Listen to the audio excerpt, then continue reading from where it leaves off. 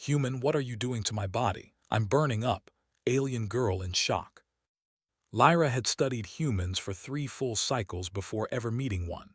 She had read their data files, watched recorded interviews, and analyzed thousands of behavioral charts. Humans were described as adaptable, emotional, unpredictable, and most confusing of all warm. Not just physically warm, but socially, mentally, and biologically active in ways that no other known species fully understood. Still, none of that prepared her for what happened when she finally stood next to one. The human cultural exchange station floated quietly above Earth, shining white and blue against the dark of space. Inside, representatives from 20 different species moved through wide halls, sharing ideas, technology, and stories. It was meant to be calm, controlled, safe. Lyra reminded herself of that as she stepped through the arrival chamber. She was tall and slender, her skin a soft silver blue that reflected the station lights. Thin markings along her arms glowed faintly, showing her emotional state. Right now they were steady and cool, a sign of careful focus. This is a routine visit, she told herself. Observe, record, learn. Then the doors opened. On the other side stood a small group of humans waiting to welcome her. They were shorter than many species, with uneven skin tones and strange hair patterns. One of them stepped forward with an easy smile. "Welcome to Earth's exchange station," he said.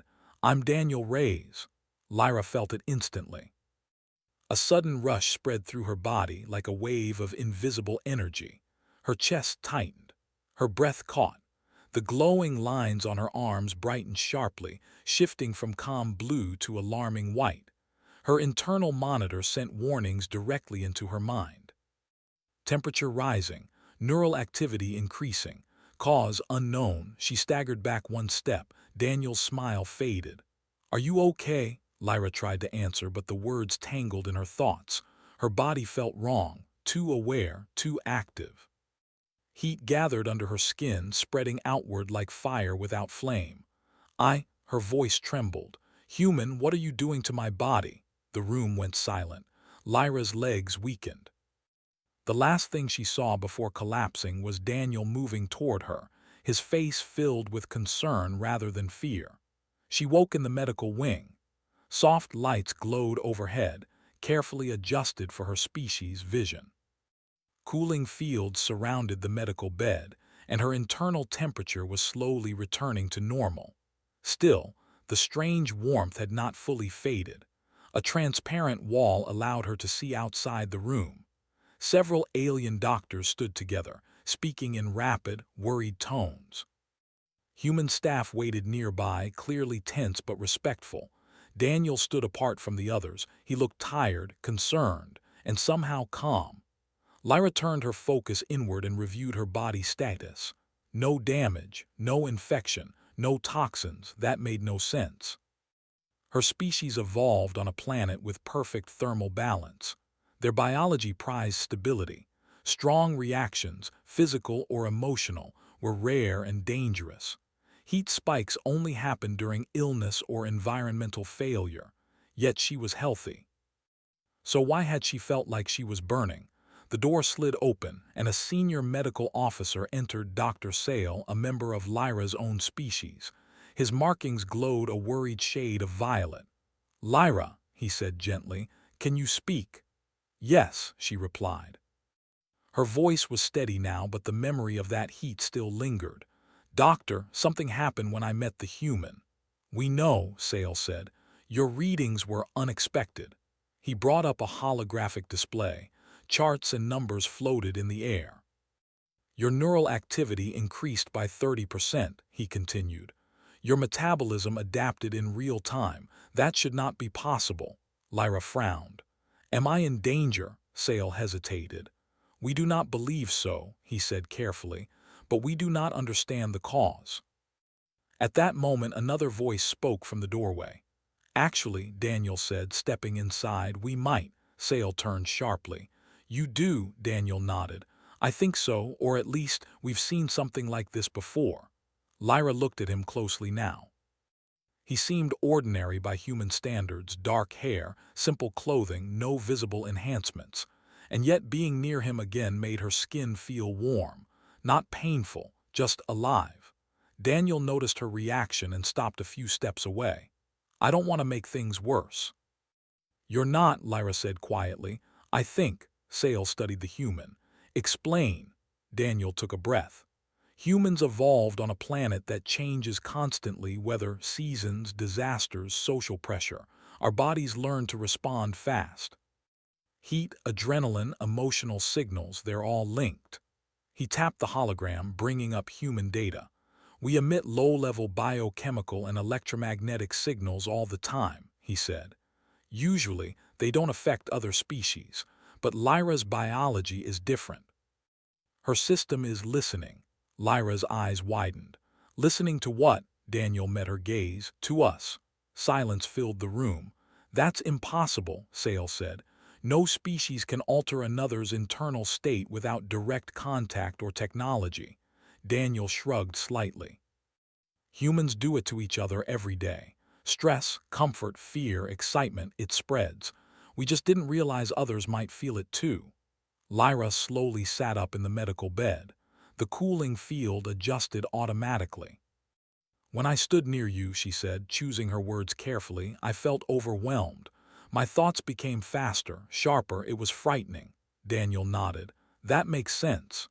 "And yet," she continued, "it also felt clear, like waking from a long sleep." Sale's markings flickered in alarm. "Lyra, I am not harmed," she said firmly. "Doctor, please look again at the data, not as an illness." Sale hesitated, then did as she asked. Minutes passed as he studied the charts. His expression slowly changed from fear to confusion, then to something like awe. "These pathways," he murmured. "They were always there, dormant, unused." Daniel smiled slightly. "That's the human specialty." Sale looked up. "Explain." "We adapt," Daniel said simply. "Sometimes just being around us pushes things to change." Lyra felt the warmth again, gentle now, controlled. She took a slow breath. "Human Daniel," she said, "if I remain here, will this happen again?" He answered honestly. "Probably." Fear flickered inside her, but it didn't last. "Then," she said, "I wish to understand it." Sale turned to her sharply. "That is dangerous." "Or important," Lyra replied. Outside the medical room, alarms did not sound.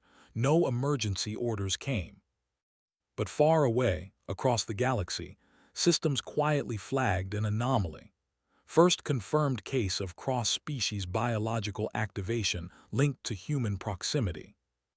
And humanity, once again, had no idea what it had just started. The Human Cultural Exchange Station did not sleep, but it did change its rhythm. After Lyra's collapse, corridors that were once filled with open discussion grew quiet. Observers watched more closely. Sensors were recalibrated. Medical teams ran constant checks. No one said it aloud, but everyone felt it. Something new had entered the station, and it had a human face. Lyra remained in the medical wing for observation, though she no longer needed support.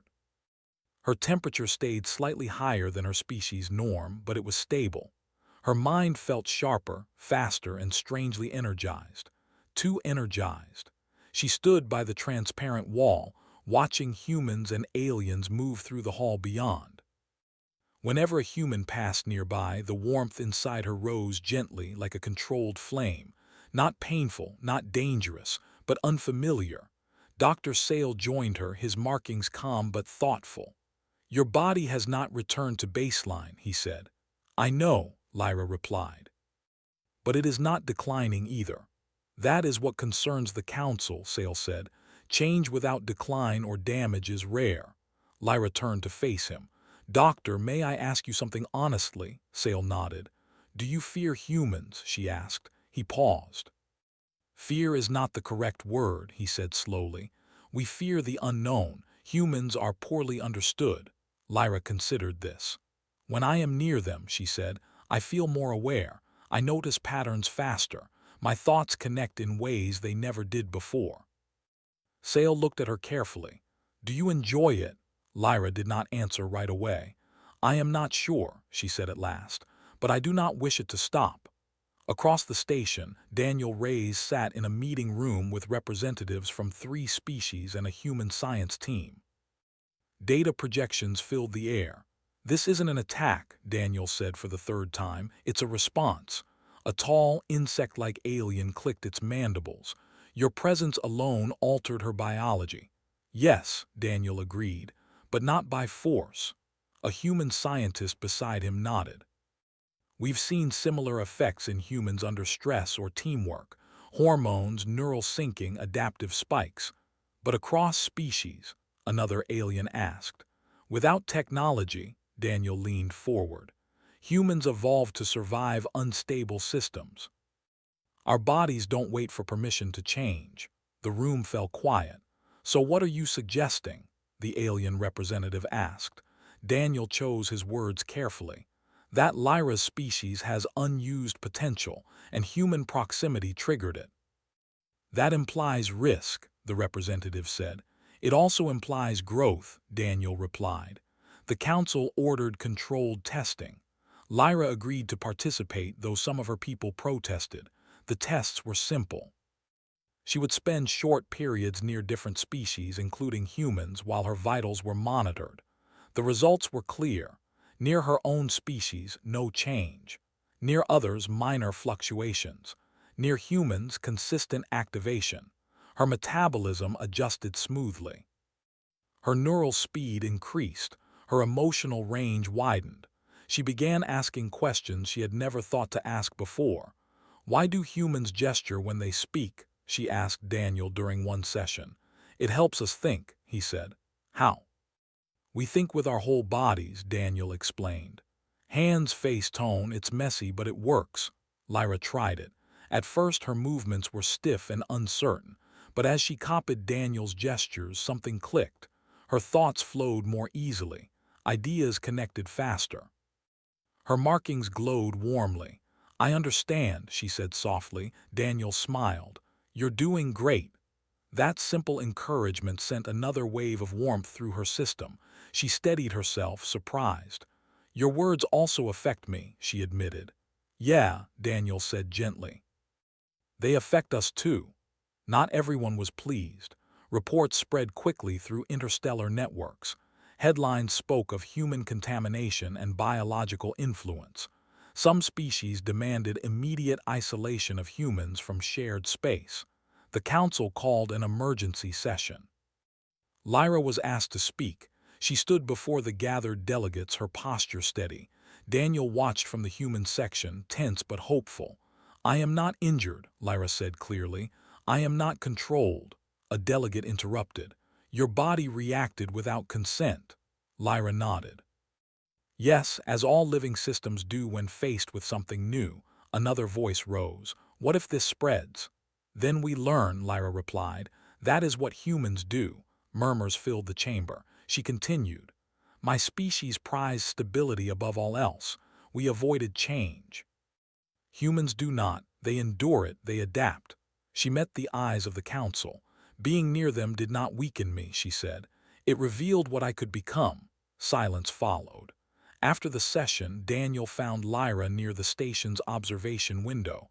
Earth glowed softly below. "You did great," he said. She exhaled slowly. "I was afraid." "So was I," Daniel admitted. Lyra turned to him. "Daniel, do all humans change those around them like this?" He thought for a moment. "Maybe not biologically," he said, "but emotionally, socially, yeah, all the time." "That is a heavy responsibility," Lyra said. Daniel smiled sadly. "We're still learning that." They stood together, watching the planet turn. For the first time in her life, Lyra felt anticipation for the future, not fear. The council's decision came hours later. Human and non-human interaction would continue, but under observation. Lyra would remain on the station as a liaison, a living example of what human presence could do. Some called it reckless, others called it hope. Lyra returned to the medical wing one last time for a final scan. Dr. Sale reviewed the data, his markings glowing with quiet amazement. "You are changed," he said. "Yes," Lyra replied. "Permanently," Sale added. She nodded. I know. He studied her. Do you regret it? Lyra thought of the warmth, the clarity, the sense of possibility. No, she said. I feel awake. Sale bowed his head slightly. Then perhaps we should all be less afraid of waking. Far beyond the station, researchers reviewed the reports with growing interest. Volunteers from other species began submitting requests. Controlled human exposure trials. The galaxy had spent centuries avoiding uncertainty. Now, because of humans, it was beginning to question that choice. And Lyra, once afraid of the heat inside her, now understood the truth. She had not been burning. She had been changing. It began quietly, in small rooms with careful rules and constant monitoring. The council called them interaction chambers. Humans simply called them meeting rooms. Lyra stood at the center of the first chamber, calm and focused. Around her, soft lights adjusted automatically. Sensors floated in the air, tracking every detail of her body and mind. Across from her stood 3 volunteers from different species and 1 human, Daniel. He gave her a small, reassuring smile. Ready? Lyra took a slow breath. Yes, Dr. Sale's voice came through the speaker. Begin session. The doors sealed and the chamber hummed softly. At first, nothing happened. The volunteers stood still, watching one another with quiet curiosity. Lyra felt her body settle into balance. Her temperature remained stable. Her markings glowed a soft, neutral color. Then Daniel spoke. So, he said lightly, tell me something you've never told anyone before. Lyra blinked.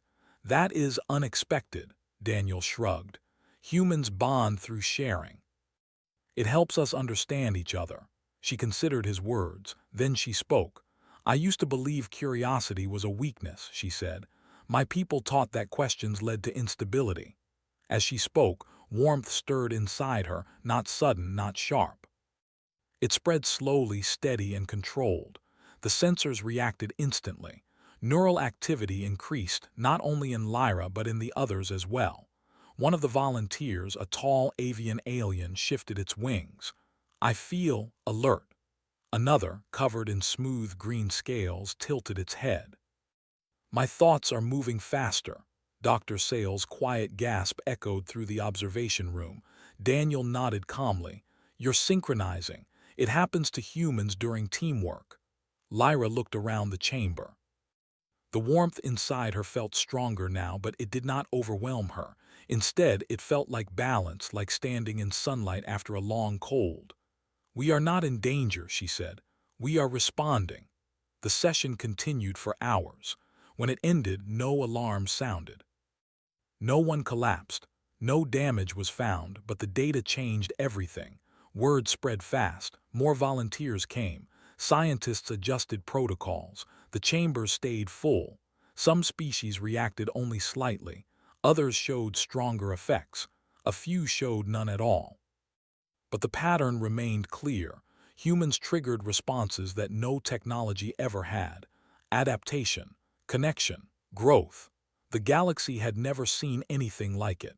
Lyra became the center of it all. She guided new volunteers, explaining what to expect. Do not fight the warmth, she told them.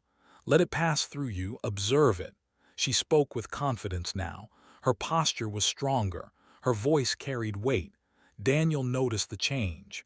You've become a leader, he said one day as they walked along the station's garden ring. I did not choose it, Lyra replied. It happened. That's how most human leaders start, Daniel said with a grin.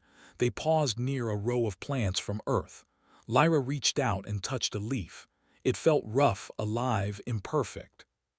I used to think perfection meant stillness, she said. Now I see it means motion. Daniel nodded. Welcome to being human adjacent. She laughed softly, a sound she had only recently learned how to make. Not everyone accepted the change. Several powerful civilizations closed their borders to humans. Others demanded strict limitations. Fear grew in the places where understanding had not yet reached. The council met again. This influence is spreading, one delegate said sharply, without consent. Daniel stood to respond, but Lyra spoke first. No one is forced, she said. Volunteers come willingly. And what if willingness changes? Another delegate asked. What if exposure alters judgment? Lyra met their gaze. Then ask yourselves, did humans lose their judgment through this? The chamber fell quiet. Daniel added calmly, humans have lived like this forever. We argue, adapt, feel too much, and still make choices. Lyra continued, the question is not whether humans are dangerous. She paused. The question is whether the galaxy is afraid of change. The words echoed. The council did not reach full agreement, but they allowed the programs to continue, for now. Later that cycle, Lyra felt something new. She was alone in her quarters reviewing data when a wave of warmth surged through her, stronger than before. She gasped, gripping the table. This was different. No human was nearby. Her heart raced. Her thoughts blurred, then sharpened into sudden clarity. Patterns formed in her mind, linking data points she had never connected before. She understood something, not emotionally, logically. She activated her console and began working. When she finished, hours had passed. The solution stared back at her. A new model of cross-species communication, one that used emotional resonance rather than language alone. Her hands trembled. This could change everything, she whispered. She contacted Daniel immediately. The emergency meeting filled quickly. Lyra presented her findings, her voice steady despite the excitement burning inside her. The human effect does not require direct presence forever, she explained. Once activated, the mind can learn to simulate the process. Dr. Sales stared at the data. You adapted beyond initial exposure. Yes, Lyra said. Humans triggered the change, but now I can carry it forward. Daniel leaned back slowly. You're saying this spreads through learning. Lyra nodded. Through understanding. The room buzzed with tension.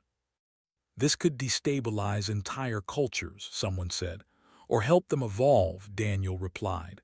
Lyra added quietly, humans did not give us something artificial. They reminded us how to change. Silence followed.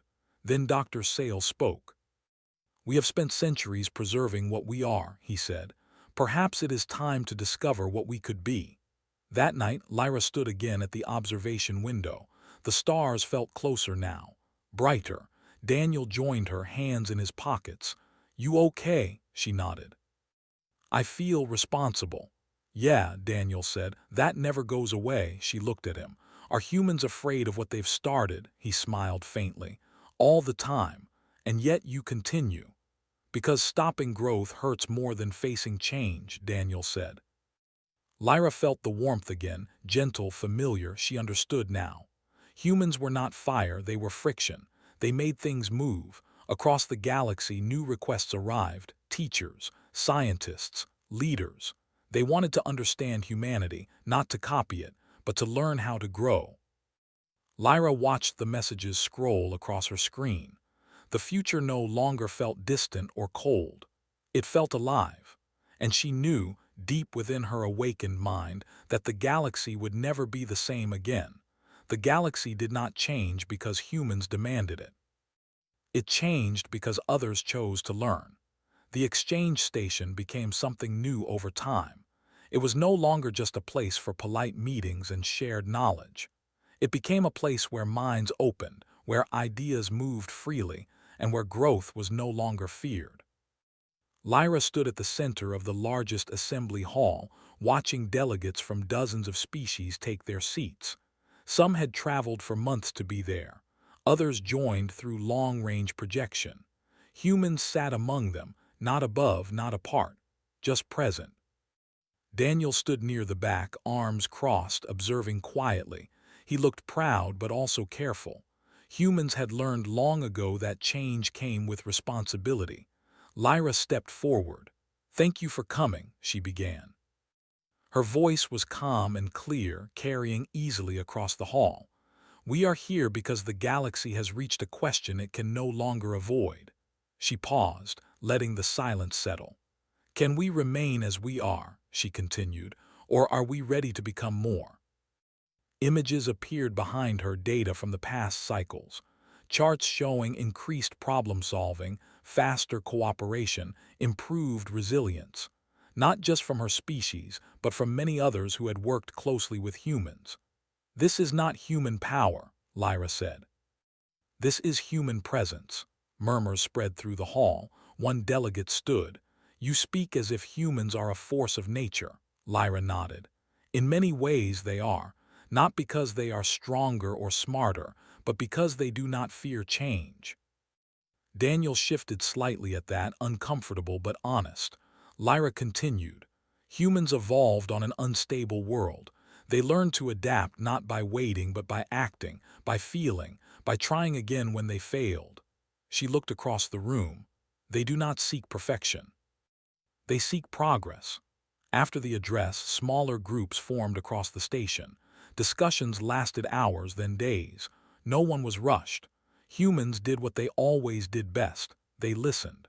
Daniel sat with a group of alien engineers, helping them rethink a stalled energy project.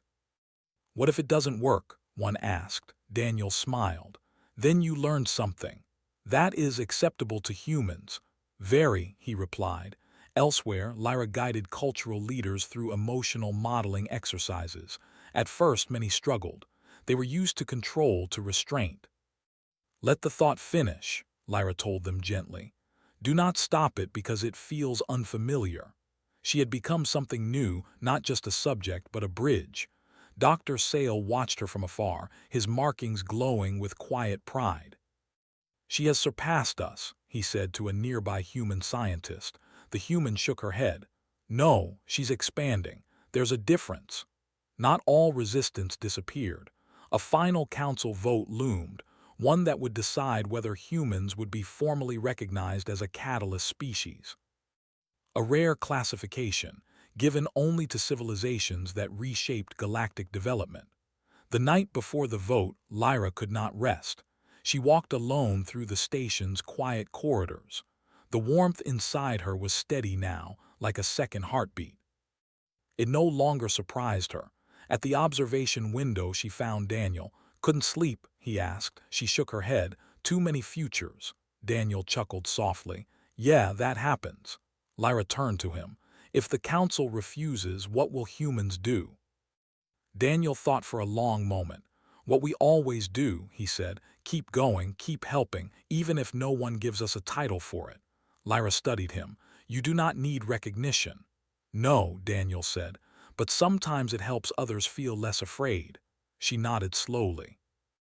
Then tomorrow matters. The council chamber filled completely. The vote would be public.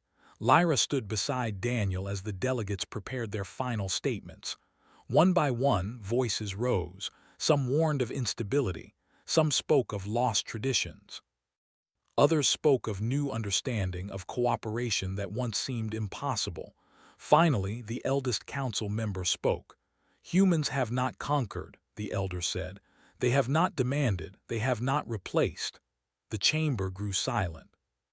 "They have changed us," the elder continued. "Not by force, but by example." The vote began. Lights flashed across the chamber, choices made, paths chosen. The final count appeared. Motion approved. Humans were officially recognized as a catalyst species. For a moment no one spoke.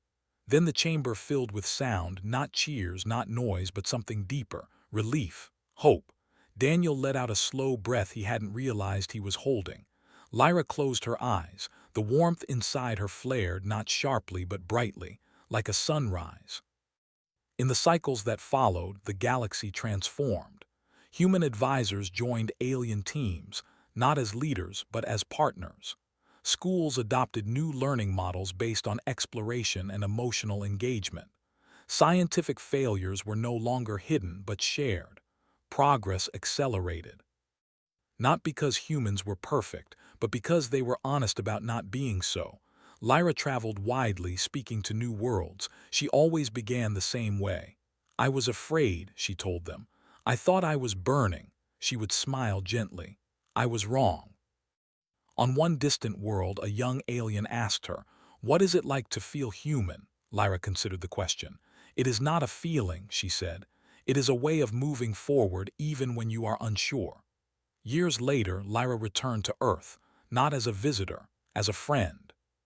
She walked through a quiet park with Daniel, watching humans move through their daily lives, laughing, arguing, helping, failing, trying again. They don't even realize what they are, Lyra said. Daniel smiled. We never do. She looked up at the sky, feeling the familiar warmth now fully her own. Human Daniel, she said, do you know what your species gave the galaxy? He shrugged. Problems, she laughed, a real laugh, full and easy. You gave us permission, she said, to change. Daniel stopped walking. That might be the most human thing anyone's ever said about us. They stood together as the sun dipped below the horizon. Once, Lyra had feared the heat inside her. Now she understood. It was not fire meant to destroy. It was warmth meant to guide. And because of humanity, the galaxy would never be cold again.